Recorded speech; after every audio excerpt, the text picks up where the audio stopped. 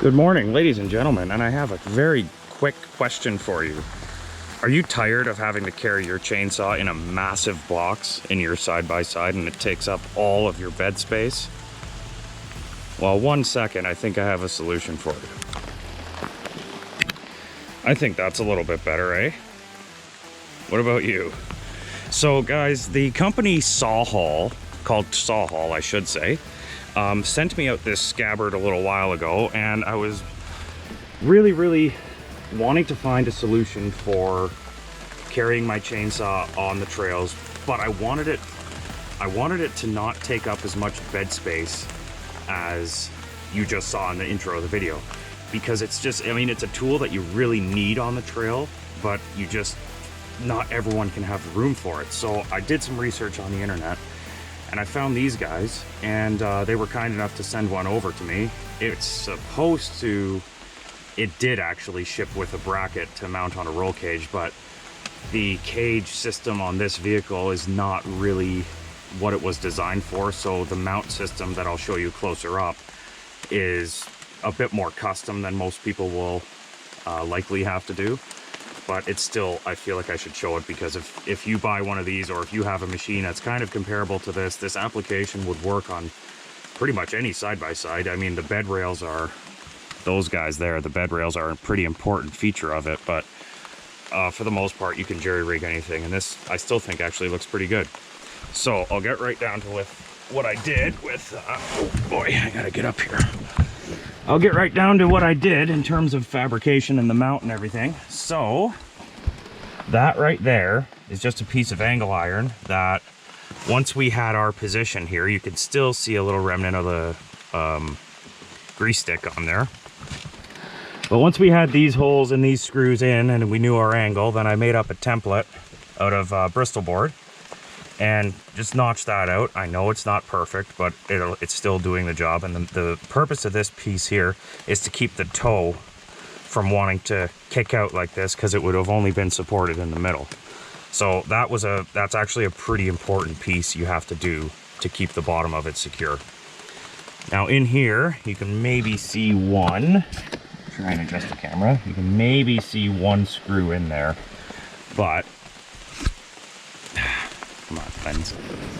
I swear, keeping the lenses clean is the hardest thing about filming in the rain.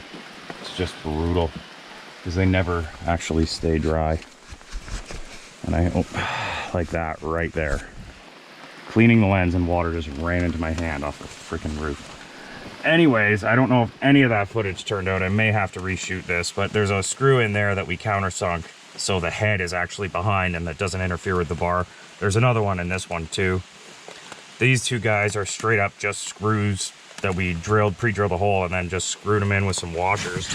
Some washers there to make up the difference, and then just some U-bolts through the bed rails to hold it. And then to actually fasten it down, what we have are these guys here. One of them is right here.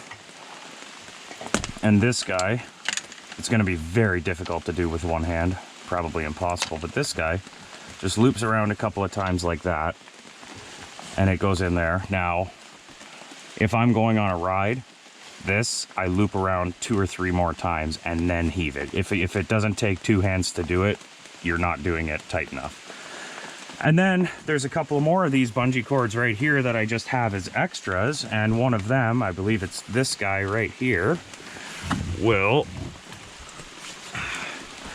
undoes like that. You loop it around. See what I mean about one hand? You loop it around like that, tuck it in behind the starter, or the pull ripcord. Oh, sorry. Just like that, and then you have it gripped, and then in like that. And I know it wobbles, guys, I know it wobbles. But it's okay, because this one isn't tight enough. And we just came back from a camping trip and used this exact mount with the bed full of stuff, and we had no problems whatsoever. So huge shout out to Sawhall. Really dig the mount. Think it's awesome, looks good. keeps the machine, keeps the saw tucked nice inside the outside perimeter of the machine, so it doesn't, no worries about it getting freaking damaged by trees or anything like that. And it just keeps it nice and out of the way, convenient. Couldn't ask for anything better. If you have any questions, comment down below, send me a message on Instagram. Rock hard, ride free, and I'll see you on the next one.